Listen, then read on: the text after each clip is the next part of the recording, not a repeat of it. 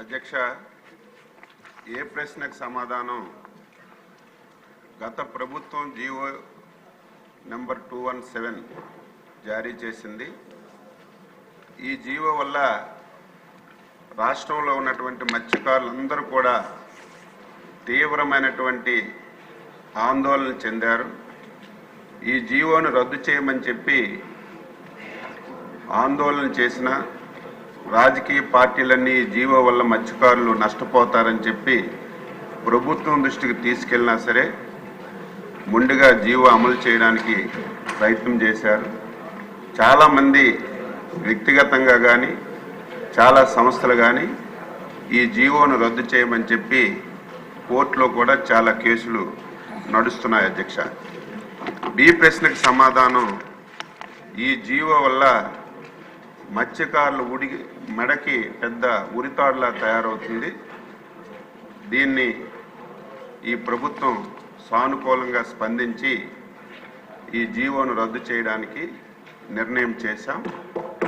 ఇది క్యాబినెట్లో పెట్టి వీలైనంత తొందరగా ఈ జీవోని రద్దు చేస్తామని చెప్పి సభలో ఉన్నటువంటి సభ్యులకి, ఈ రాష్ట్రంలో ఉన్నటువంటి మత్స్యకారుల సోదరులందరికీ రాష్ట్ర ప్రభుత్వం తరఫున తెలియజేస్తున్నాను. వెంకటేశ్వర గారు.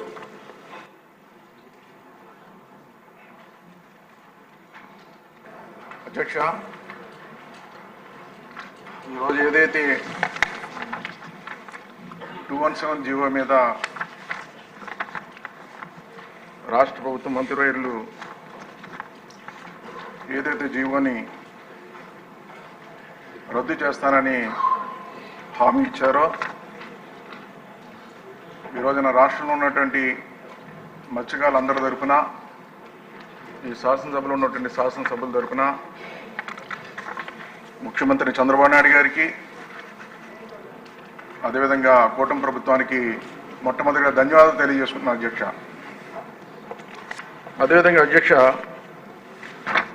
ఈరోజు ఏదైతే 217 జీవో ప్రవేశపెట్టిందో జగన్మోహన్ రెడ్డి ప్రభుత్వం 5 సంవత్సరాలు పరిపాలనలో ఈ జీవో తీసుకొచ్చిన తర్వాత పెద్ద ఎత్తున మత్స్యకారులు ఆందోళన చేయడం జరిగింది అధ్యక్ష. అదేవిధంగా మత్స్యకారులు 2 రకాలుగా జీవిస్తుంటారు అధ్యక్ష. ఒకటి చెరువుల మీద ఆధారపడతారు, ఇన్లాండ్ ఫిషర్మెన్. అదేవిధంగా 2 సముద్రం మీద మెరైన్ ఫిషర్మెన్, సముద్రం మీద ఆధారపడి బతుకుతారు అధ్యక్ష. గతాన్ని ఒకసారి తమ దృష్టి తీసుకురావాలి అధ్యక్ష. మీకు కూడా తెలుసు, మత్స్యకారుల పరిస్థితులు కూడా మీరు ఎన్నో చూస్తారు. ఎన్నో సందర్భాల్లో వాళ్ళకి ప్రభుత్వపరంగా సహాయం అందించారు మీ చేతుల మీదుగా. 5 సంవత్సరాల్లో చాలా ఆందోళనకు గురయ్యారు అధ్యక్ష. ఈ జీవో ప్రవేశపెట్టినప్పుడు అందరూ రోడ్లపైకి వచ్చి ఆందోళన చేస్తున్న సమయంలో ప్రభుత్వం దృష్టి తీసుకెళ్తే కనీసం ఎవరు కూడా పట్టించుకోలేదు అధ్యక్ష. పట్టించుకోకపోవడం కాకుండా తిరిగి వాళ్ళపై కేసులు కూడా పెట్టారు అధ్యక్ష. అదే సమయంలో చంద్రబాబు నాయుడు గారు వారి దగ్గరికి వెళ్ళినప్పుడు, ప్రతిపక్షంలో ఉన్నప్పుడు, ఈ జీవోని మేము వచ్చిన తర్వాత రద్దు చేస్తాం, మీరు ఆందోళన చెందక్కర్లేదు, ధైర్యంగా ఉండని చెప్పి, ధైర్యం చెప్పడమే కాకుండా ప్రతి నియోజకవర్గంలో ఏదైతే ఇన్ఛార్జీలు ఉన్నారో, ఎమ్మెల్యేలు ఉన్నారో తెలుగుదేశం పార్టీ తరఫున వాళ్ళకి అండగా నిలవాలని కూడా పిలుపునిచ్చారు అధ్యక్ష. అదే సమయంలో చూసుకుంటే అధ్యక్ష, ఈ రోజున గతంలో ఈ చెరువుల మీద ఆధారపడి బతికే వాళ్ళందరికీ కూడా గత ఎన్నో ప్రభుత్వాలు పరిపాలన చేసినప్పుడు కూడా ఎవరు కూడా ఎటువంటి సాయం చేయలేదు అధ్యక్ష.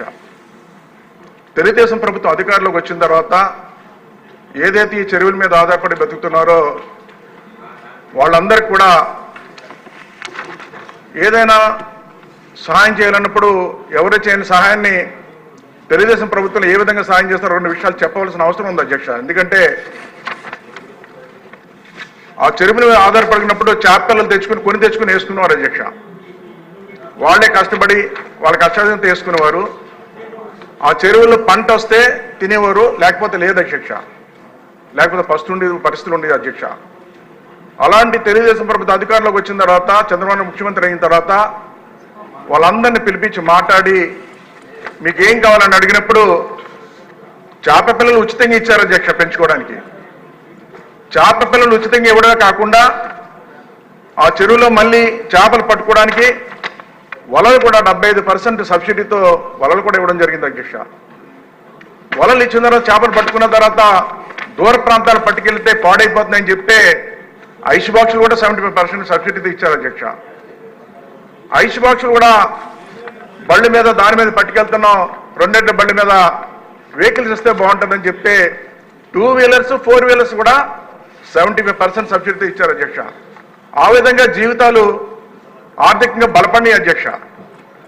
అదేవిధంగా చూసుకున్నట్టయితే అలాంటి సమయంలో బలపరిచిన సమయంలో ఆర్థికంగా ఇబ్బందులు లేకుండా చేసిన సమయంలో ఈ ప్రభుత్వం వచ్చిన తర్వాత అటువంటి సహాయం చేయకుండా ఆ చెరువులన్నీ కూడా ఆన్లైన్లో వేలం పెట్టి వాళ్ళు సొంత మనుషులకి ఈ చెరువులు తీసుకుందామని ఆలోచన చేశారంటే ఈ ప్రభుత్వం మత్స్యకారులపైన ఎటువంటి అవగాహన ఉందో మీ సభ ద్వారా గుర్తు చేస్తున్నాను అధ్యక్ష.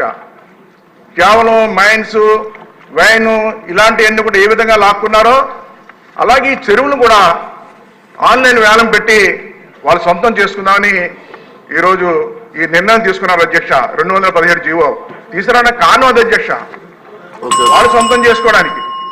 అలాంటిది ఈ రోజున మరి ముఖ్యమంత్రి చంద్రబాబు నాయుడు గారు ఈ ప్రభుత్వం రద్దు చేసి ఈరోజు వీళ్ళకి జీవితాలు మెరుగుపరుస్తున్నందుకు మరొకసారి ధన్యవాదాలు తెలియజేసుకుంటే, అదేవిధంగా ఈరోజు 5 సంవత్సరాల్లో మెరైన్ ఫిషర్మెన్కి కానీ వీళ్ళకి కానీ ఎటువంటి సహాయం కూడా అందించలేదు అధ్యక్ష.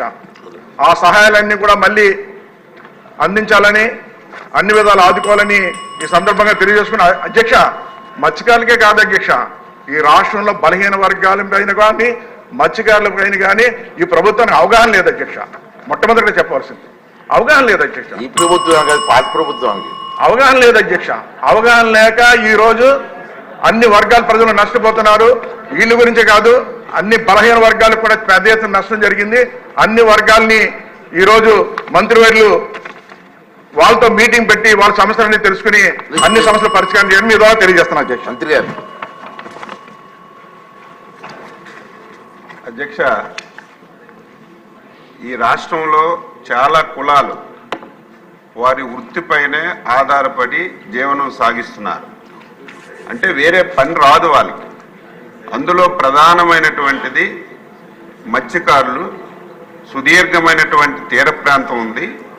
వాళ్ళు ఎప్పుడు కూడా చేపలు వేట చేసి వారి మీదే బతుకుతున్న విషయాన్ని ఒకసారి గుర్తు చేస్తున్నాను. ఈ రాష్ట్రంలో 3,325 చిన్న తరహా సాగునీటి చెరువులు ఉన్నాయి. 23,920 గ్రామ పంచాయతీ చెరువులు ఉన్నాయి. 118 రిజర్వాయర్లు ఉన్నాయి అధ్యక్ష.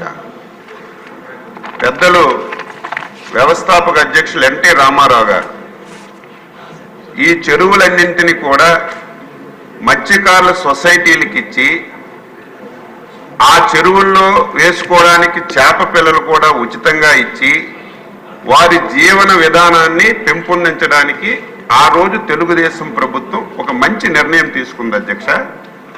ఆ తరువాత ఏ ప్రభుత్వం వచ్చినా ఏ ముఖ్యమంత్రి వచ్చినా దాన్ని కొనసాగిస్తూ వచ్చారు. దురదృష్టవశాత్తు గత 5 సంవత్సరాలు ఈ రాష్ట్రంలో అన్ని వ్యవస్థలు చిన్న భిన్నమయ్యాయి. దాని గురించి నేను చెప్పదలుచుకోలేదు.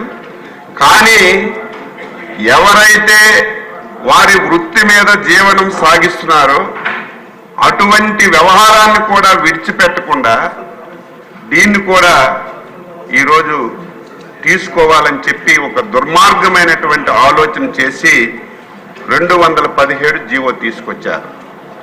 ఈ జీవో సారాంశం ఏంటి?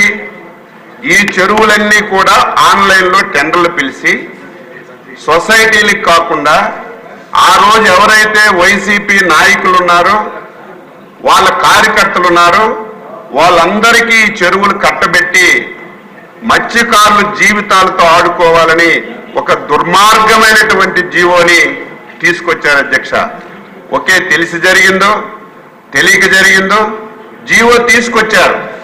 తీసుకొచ్చిన తర్వాత ఎంటైర్ మత్స్యకారులందరూ రోడ్డు మీదకి వచ్చారు అధ్యక్ష. అన్ని రాజకీయ పార్టీలు ధర్నా చేశారు, దీక్షలు చేశారు.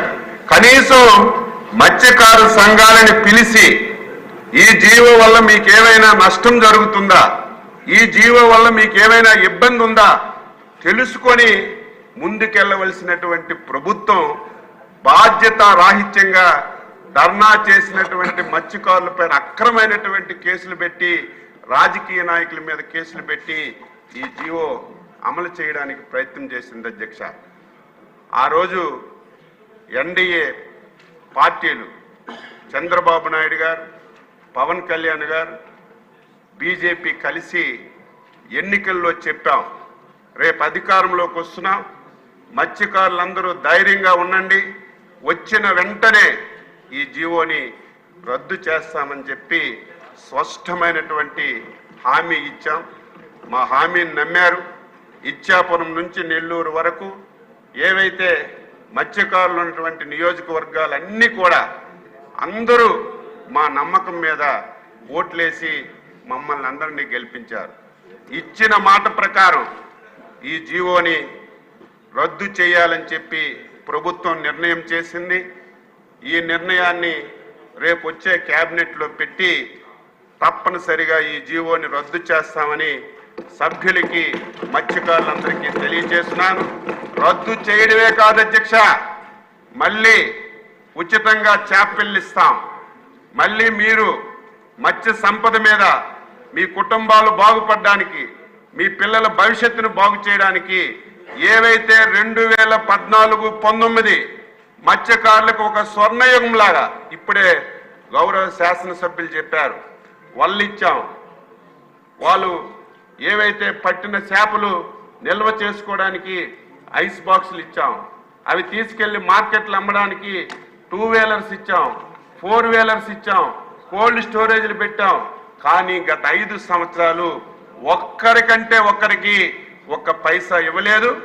నేను మళ్ళీ అందరికీ హామీ ఇస్తున్నాను, ఆర్థికంగా చాలా సమస్యలు ఉన్నాయి. ఆ సమస్యలన్నీ కూడా అధిగమించి వీలైనంత తొందరగా మళ్ళీ ఆ పథకాలన్నీ కూడా పునరుద్ధరించి మత్స్యకారులంటే తెలుగుదేశం, తెలుగుదేశం అంటే మత్స్యకారులు 42 సంవత్సరాల నుంచి ఈ పార్టీకి నమ్ముకున్నటువంటి కులం ఏదైనా ఉంది అంటే మత్స్యకారులు. కాబట్టి వారికి అన్ని విధాల ఈ ప్రభుత్వం సహాయం చేస్తుందని స్పష్టంగా ఈ సభ ద్వారా అందరికీ హామీ ఇస్తూ ఈ అవకాశం ఇచ్చినటువంటి మీకు ధన్యవాదాలు తెలియజేస్తూ సెలవు తీసుకుంటున్నాను.